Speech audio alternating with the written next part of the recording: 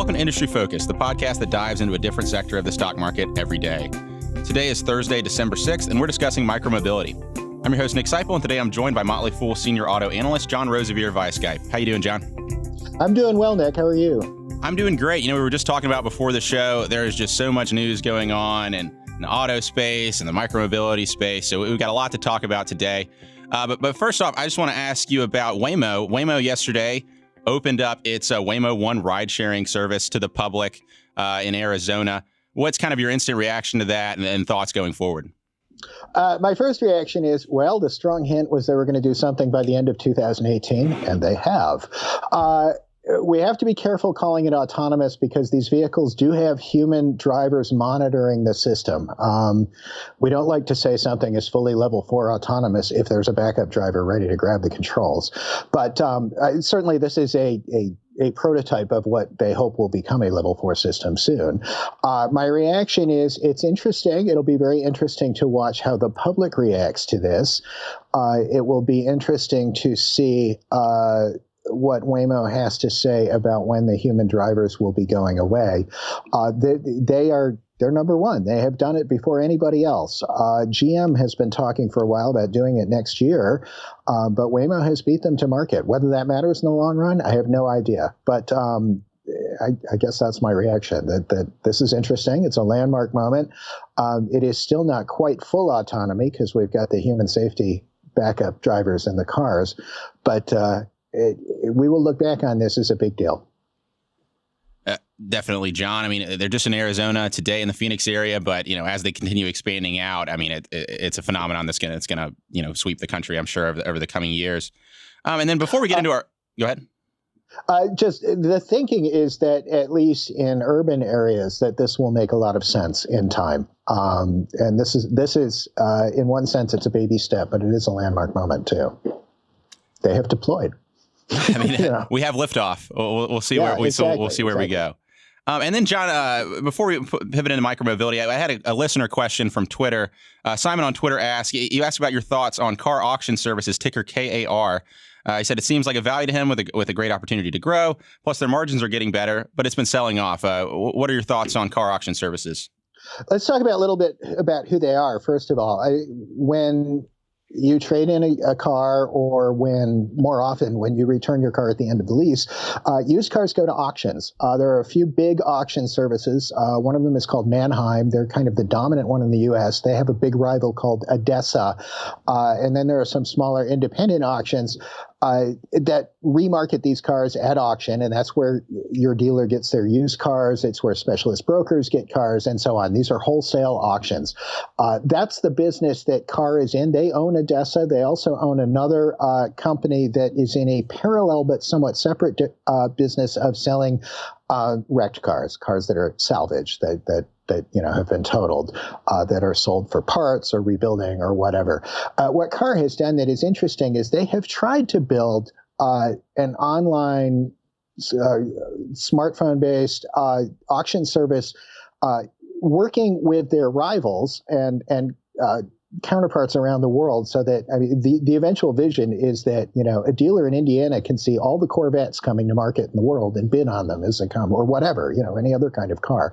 I say Corvette because there used to be a local dealer here who sold only Corvettes, and that's how they did it. They would go to Manheim and ADESA auctions and buy them up, which is something you can do with this system. But KAR was hoping to build a platform where you could do it on an even grander scale.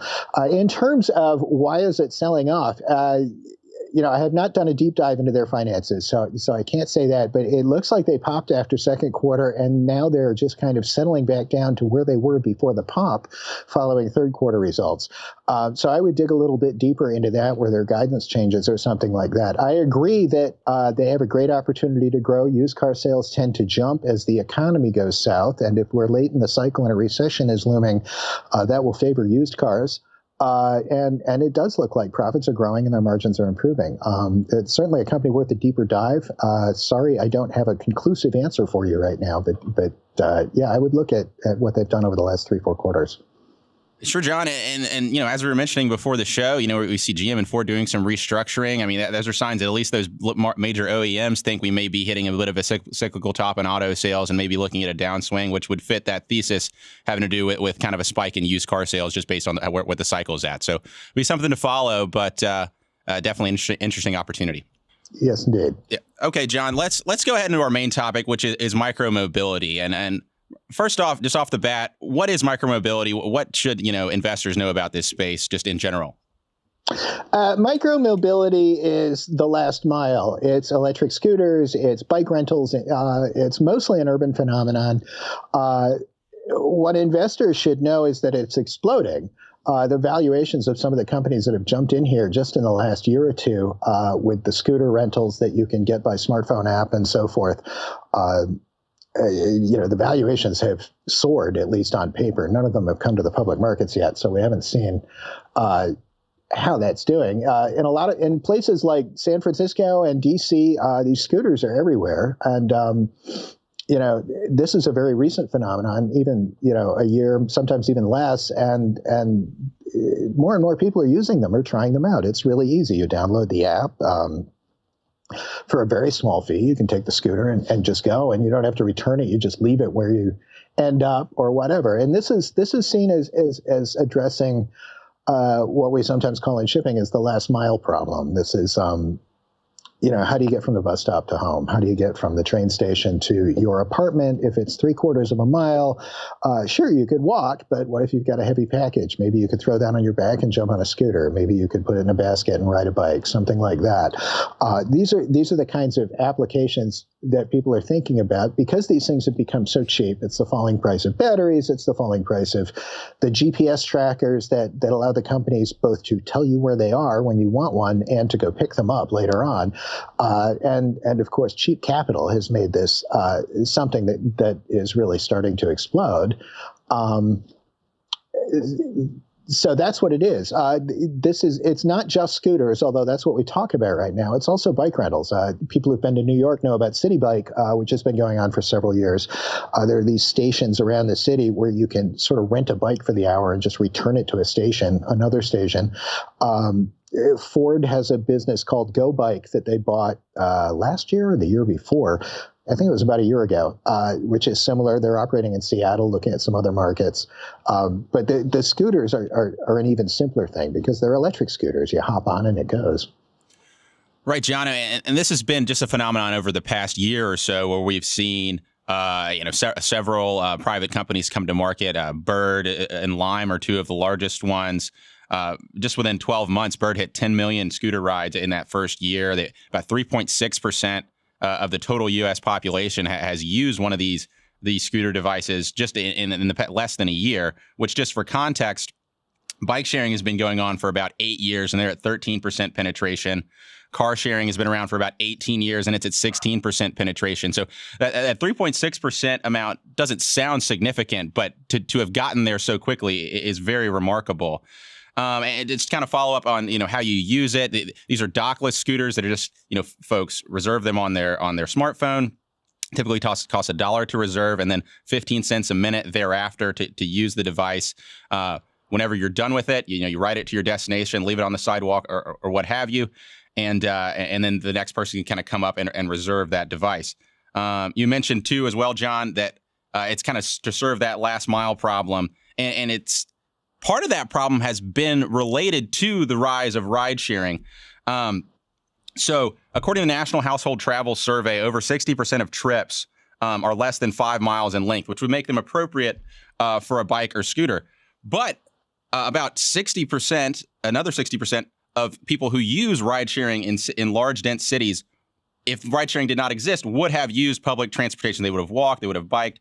They wouldn't have used ride sharing. And so what we're seeing is, the rise of Uber and Lyft coming into these urban areas has actually led to an increase in traffic as this surge of ride-sharing riders has come in to service the market, where otherwise this traffic wouldn't have been present. Folks would have used a different transportation system. So these bikes and scooters, what they really do is help reduce traffic in urban cities. They encourage pedestrians who might have walked or done something otherwise to use the scooter instead of ride-sharing, which encourages more actually Uber and Lyft drivers because they can have longer fares for the people who actually use their service, and it kind of helps with the traffic problem. I pulled a stat in China China's really kind of bought in to bike sharing. The overall share of trips on bike has doubled to 11.6% since they launched dockless bike systems in China, and which has led overall congestion in some of the largest cities in that country, Beijing, Shenzhen, has dropped 4 to 7%. So we can really see a tangible benefit to traffic just as a result of these things rolling out to consumers. Yeah, and they tend to penetrate neighborhoods where maybe the people setting up the dock bike systems a decade ago didn't put a dock. It's lower income folks. It's folks who maybe don't live on the major routes or near the major routes. You can take a scooter, and then there are scooters in your neighborhood. And as more people do it, they find their way to where the people are. That's one of the advantages of the dockless system. And over time, if you own one of these companies and are managing one of these companies, you can sort of see the patterns and see where the people are. This was in fact Ford's thinking with Go Bike, that they would watch where the Go Bikes went, and then set up maybe a shuttle service. If there are a lot of people coming from neighborhood X to neighborhood Y, maybe we can offer a low-cost sort of crowdsourced shared shuttle doing that too, on the rainy days, on the cold days, on the days when people don't want to ride a bike. They saw them as sort of partners. So that's an interesting way that someone could build on one of these businesses as well. Okay, John. Well, let's go ahead and talk about the business of micromobility, and there's kind of, I would say, 4 different ways that the companies are interacting with this trend. First, you have the pure plays. So these are the scooter companies that are running these these scooter services that have kind of came to market this year. We've got ride sharing companies, Uber and Lyft. They're getting involved in this space. We've got automotive OEMs. Ford and GM have both took some steps to get involved in this space. Then we've got the hardware companies. Xiaomi is one of the major manufacturers right now. So let's kind of go through that list and kind of break down these companies. So talking about the pure plays right now, there are several different companies operating. They all have very interesting names: Bird, Lime, Skip, Spin, Scoot. It's got to be a short word that fits on the scooter. Yeah, seriously. It's got to be some kind of you can look at the name and it tells you what it's trying to do. And the 2 big players here are Bird and Lime. They're both based on the equity that they've risen. They're both unicorns. And they really, when it comes to their sales growth, have really just jumped out ahead of the rest of the market. Since October 2017, their relative monthly sales are up close to 100 times over that period compared to some of their other providers. What are your thoughts just looking at these? Another company to mention, actually, just as an aside, Razor Scooters, the kids' toy from the early 2000s. They also have a scooter sharing service in Long Beach, San Diego, Tempe, Arizona. So really, anybody that's touching the scooter space, has came into that market. What are your thoughts on these pure plays, and what opportunities there might be in that space? Well, this is like anything. I mean, there's all of a sudden like any new niche opens up. I mean, like we've seen with, for instance, marijuana stocks. There's this neat idea that starts to deploy. There are only a few places to invest, and so those get bid way up. As more companies enter, I think valuations will sort themselves out over time. The cost of entry here is not real high because, I mean, everybody's buying the same scooters pretty much. But you do need to develop the infrastructure and the software and the app and so forth. I think it's going to be interesting to see which of these companies, Bird, Lime, and maybe 1 or 2 others that are a little further behind and just emerging, which of them develop traction and where? Are we going to see, regional players? Are we going to see 1 dominant player? Are we going to see 2 dominant players where you have, scooters of 2 different colors scattered all over your city, and you pick the one that's the one with the app that you go with more often, or what? Are we going to see differentiators emerge? Should I prefer Bird over Lime? Why? That kind of thing. Long story short, it's very early. It's very early to see where this is going, who's going to be able to make money, and who the dominant players are going to be. But it's clear that this is an idea with some traction at this point. Yeah, John, and one thing to add there too, when it comes to how it shakes out versus number of businesses, is going to be how these municipalities react to how they want to regulate these scooters. I know San Francisco has placed a cap on the number of scooters that can be in the city. Is that a trend we're going to see? If that is, then of course the players that are already in those markets will be in position to benefit as we kind of lock in, who the competitors can be. That too. I mean, there seems to have been a couple of cities where the scooters came in and then suddenly they're all over the place. And then everybody said, wait a minute, we got too many scooters, because people just leave them. You go to where you go. I mean, that's part of the appeal. You lean it up against the building when you arrive and it's done. And somebody else comes and gets it later on. Eventually, if you've got 18 scooter companies trying to compete and they're all bringing in scooters, they're all over the place. And it's, it reaches the point of being a mess and being something that people will object to. So yes, that does sort it out. I think this is one of several emerging transportation areas where cities need to get a little quicker about developing policies and developing rules and maybe talking to other cities about what they're doing and what has and hasn't worked. I mean, this is sort of a mayor's council kind of thing that maybe needs to be sorted out sooner rather than later, right along with docked bikes and autonomous taxis and all of this other stuff that is emerging right now that is going to revolutionize how we get around cities. Yeah, John, and let's talk about docked bikes a little bit. Talking about these ride sharing companies that are playing in the micromobility space. Lyft just this past week finalized their acquisition of Motivate, which is the largest operator of bike sharing systems in the United States. You had mentioned Ford Go Bike in San Francisco, City Bike in New York City. They also operate Capital Bike Share in DC. According to Lyft, in connection with that merger, more than 80% of U.S. bike share rides occurred on Motivate systems in the past year. So you're really seeing Lyft push into this dockless space. In addition to, they've started rolling out some scooters in the past year. What are your thoughts on this Motivate acquisition and what kind of advantages it might give Lyft in the micromobility area? Well, everybody wants to build the whole chain. I mean, just to go back to Ford, Ford's vision, I know this from talking to execs about a year ago, is you have an app that can get you everything. It can get you a parking space if you're driving your own car. It can get you a bike. It can get you a ride on a shuttle. It can get you in time, perhaps an autonomous taxi. All of this, all the way up and down. That you have this one app which they call Ford Pass, and it offers you all of these mobility options depending on where you are. I think Ford is not the only company with that vision. I think Lyft would like to have a piece of, if you have to walk 3 blocks to get your lift, of that 3 blocks on the scooter or on the bike or whatever as well. And Motivate, as you say, operates a lot of these systems for other people that are branded otherwise. I think it's a way to get into a part of the business that doesn't depend on whose bikes are the best this week or whatever, that is going to be a more sustainable revenue source over time.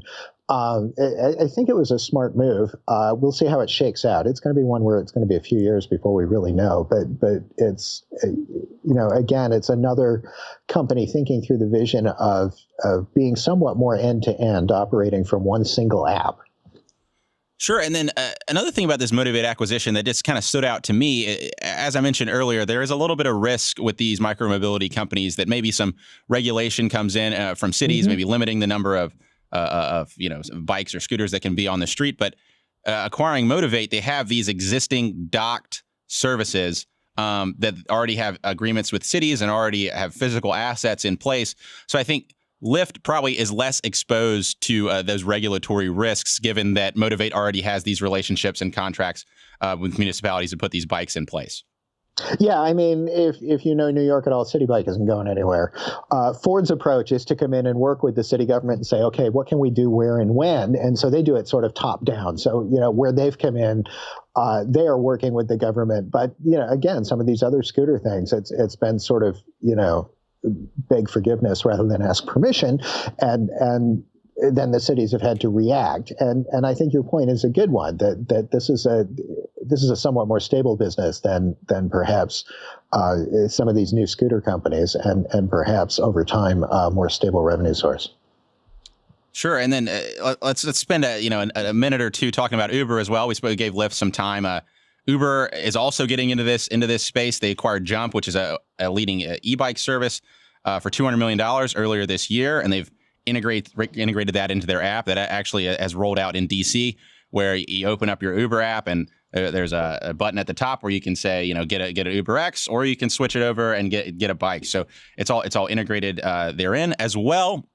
Just in the past week, some rumors have come out that Uber is trying to position itself to make an acquisition of either Bird or Lime, which, as we mentioned, are the two largest players in the pure play space.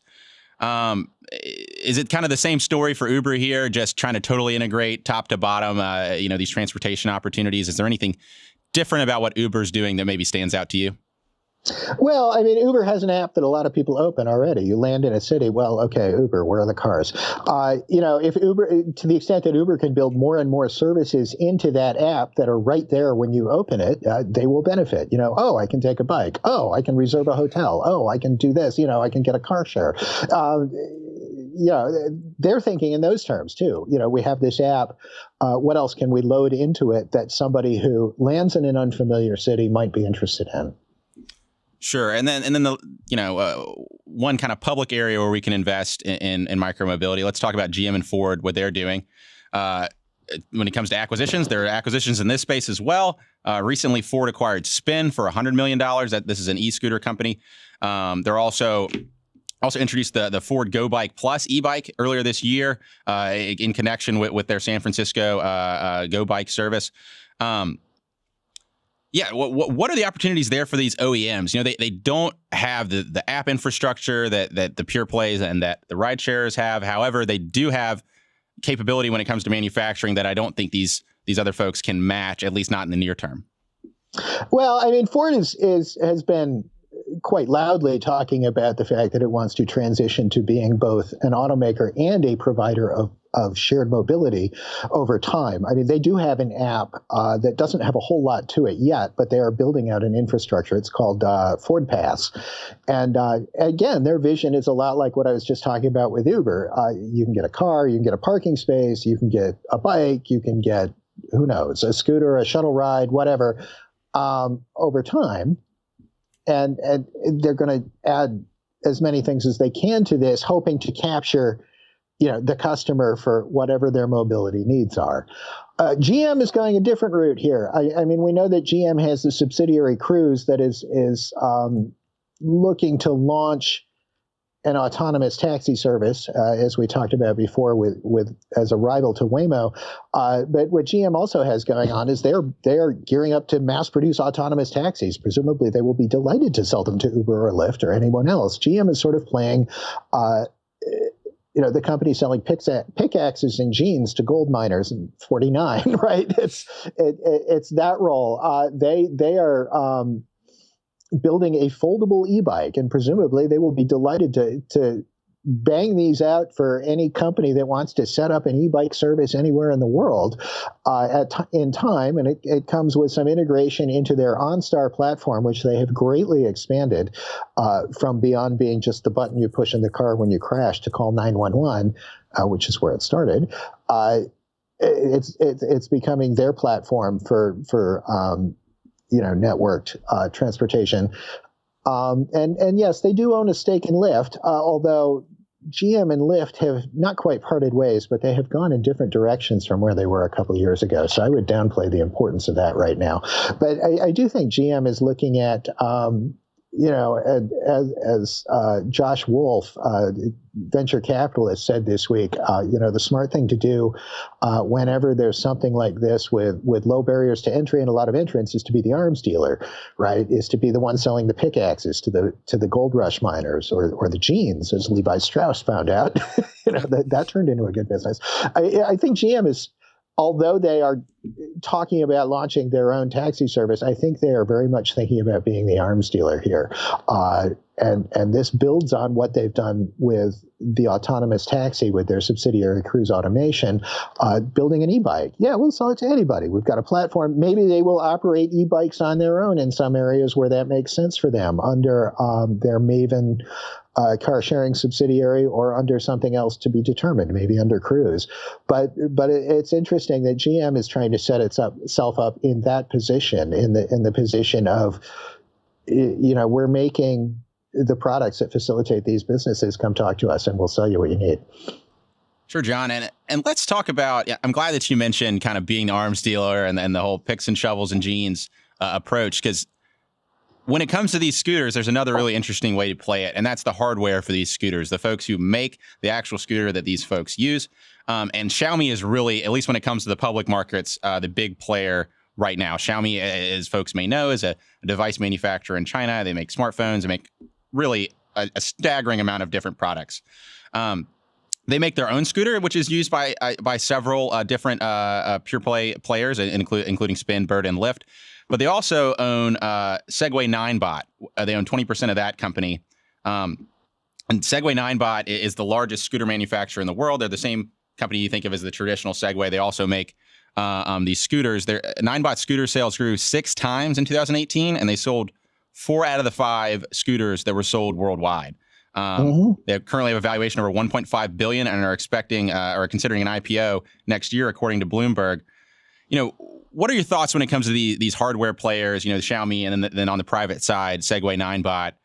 What opportunities they have, because they're really selling to every single one of these manufacturers, and their devices are powering almost all of these operators.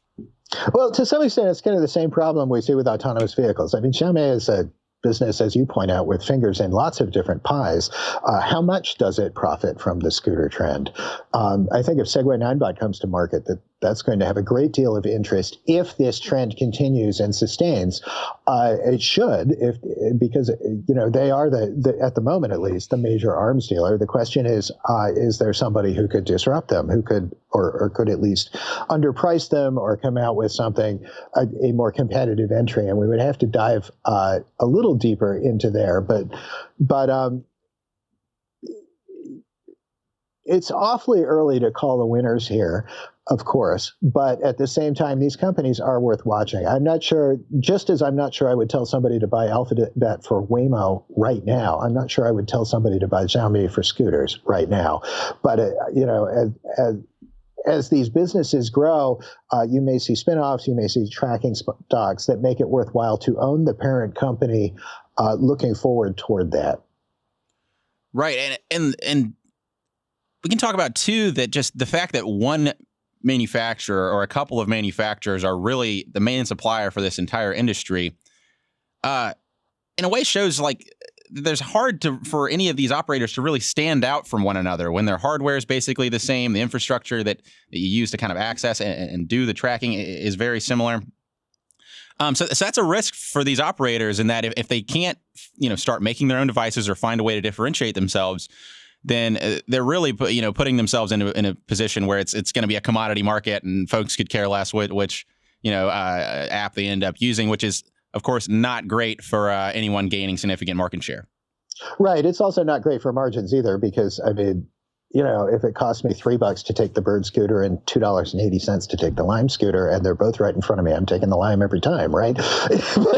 but Lime's making less money on that ride, which then goes back to, well, okay, maybe we need to talk about buying Ninebot instead of buying Bird or Lime.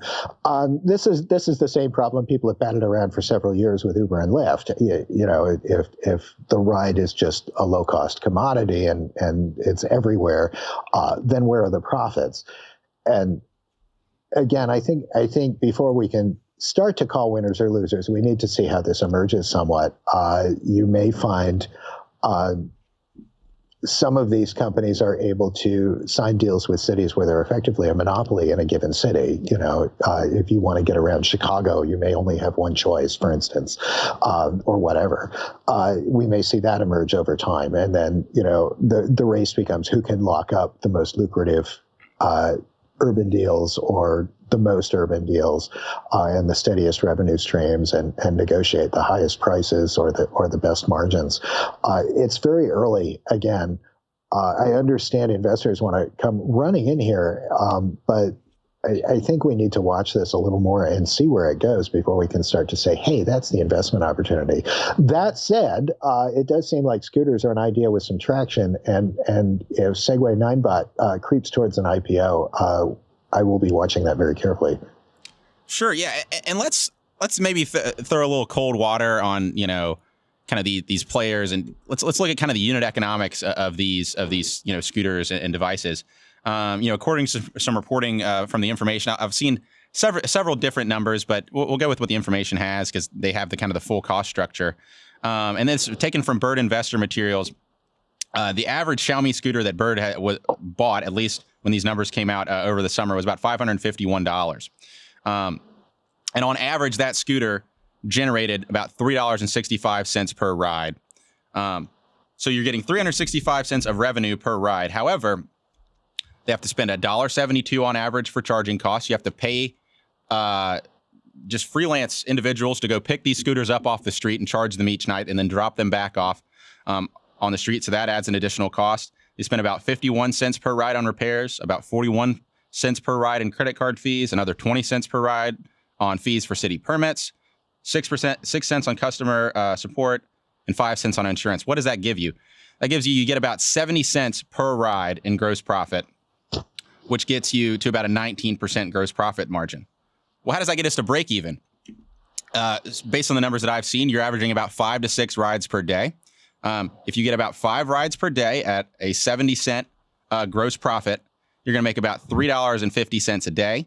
To hit that $551 that it cost to acquire the scooter originally, it would take about 157 days or 5.25 months for Bird to break even on a scooter at that price point.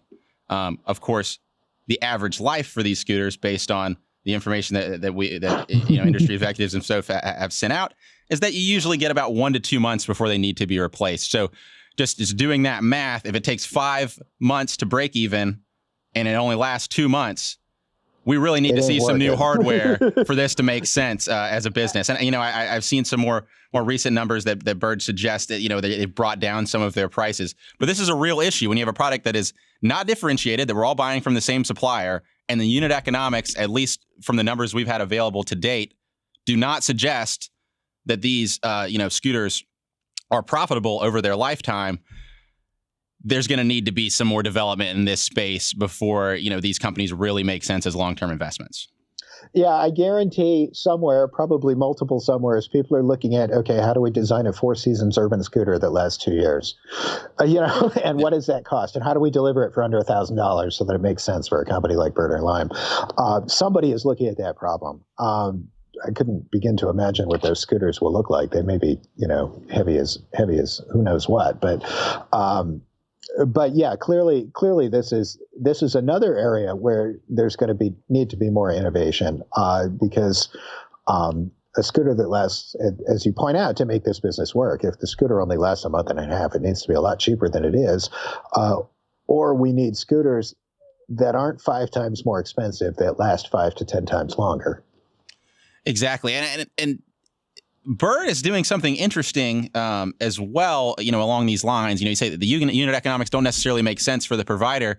They just rolled out a new service called Bird Platform, where they're going to allow independent entrepreneurs to purchase these scooters at cost, use kind of Bird's infrastructure, their servicing infrastructure, their ability to kind of hail and reserve the scooters through their apps in exchange for 20% of the cost of each ride. As kind of a Bird's servicing fee. What are your thoughts on that? Because to me, when I saw that, I'd seen these numbers about the unit economics and how maybe it doesn't make sense at scale. And you see Bird kind of pivoting a little bit to say, hey, you guys, you independent providers, you worry about making money on the hardware, all those sorts of things. We'll take our 20% service fee and make money that way. What are your thoughts to that approach? How sustainable that may be long term as kind of an alternative to kind of running things top to bottom? Well, my first thought is Bird is looking at, what they've got built, chargers, mechanics, so forth, and, how do we make more money off that? Obviously, how do we monetize that further? How do we keep those people busy? How do we keep more scooters at those chargers around the clock, and so forth and so on? And this is a quick way to do that without significant investment. They probably had to build some software and have a few people doing customer service here, but they don't have to, actually go out and deploy much further. I think that, as you noted, this suggested that, they'd like to be making more money off what they're spending, right. obviously, which suggests that the level of profitability isn't sufficient for their investors. Otherwise, they would be doing what Uber did for a while, which is spending money on expansion, on busting into new markets, on aggressively putting stakes in the ground before their rivals get there over and over, which seems to be not where they're putting 100% of their effort. Yeah, John. So basically, what, for investors, takeaway here is this is still in a developing area. It's still, it's an emerging trend that I do expect to grow over the long term. However, there are some real questions on the economics of these companies right now that need to be worked out before they really make sense, as long-term investments. And of course, most of these companies aren't public yet. So, even if you would be tempted to buy it, where they're at right now, there's really not an opportunity to do so. I do want to add one last thought here before we go away. Somebody's going to be making money off this. The scooters seem to be getting traction. It seems to be a good idea. Somebody is going to figure out the formula to make money off this.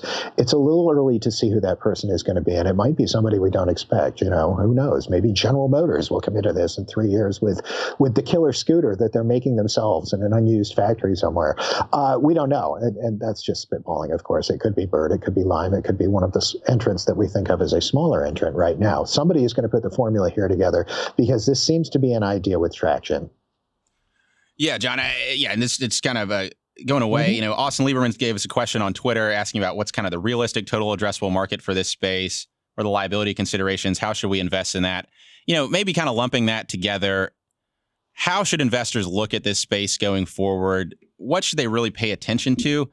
And, if you were going to put some money to work in the next 18 months in this market, where would be the first place that you'd really look for those ideas? In this market, meaning micromobility? Yeah. Sorry. This industry space. I'm looking at who's making the scooters. I'm watching companies like Bird and Lime to see if either of them or other entrants like them are starting to get critical mass or are finding ways to monetize their sunk costs, their platforms, their software platforms, their mechanics and chargers and so forth, as we just talked about. I'm looking for the company that's going to find an edge somewhere, whether it's a profitability edge or an edge that makes me choose the Bird scooter over the Lime scooter or, whatever, expanding to the whole competitive set. So there, I'm going to look at hardware makers, and I'm also going to look at, we had a suggestion from a reader. Is there an insurance play here? Maybe there is. Maybe that's the way to get into this. I think, again, we just need to watch how it expands, but watch also the companies that seem to be doing something a little differently, because there will be a lot of tinkering, and some of that tinkering will turn out to be ways to really improve margins. Yeah, John, this is going to be an industry and a space that really evolves over time. I know for our listeners, we've really thrown a lot at you today, but hopefully this is a good primer, on the micromobility space going forward. I know we'll have a lot more to talk about in this whole area, just over the next few months. Lyft started filing its IPO papers, this past week. So I'm sure we'll have you back on later on, John, to kind of discuss that and keep following these developments. Yep. Indeed. Just one last thought. This is one of those places where a lot of people are banging their heads against the idea of how do we invest here. And I think some clearer pictures will emerge over time, but I know it's frustrating. I wish we could say, buy Bird. That's the way to go. We can't yet. Not only because Bird isn't public, but because it's not clear that Bird is going to be the company that walks away with the best margins here. Awesome, John. Well, we'll keep tracking that going forward, and I'm sure I'll have you on here in the future to discuss it. As always, people on the program may own companies discussed on the show, and the Motley Fool may have formal recommendations for or against any of the stocks discussed, so don't buy or sell anything based solely on what you hear. Thanks to Austin Morgan for his work behind the glass. For John Roseveare, I'm Nick Seipel. Thanks for listening, and Fool on.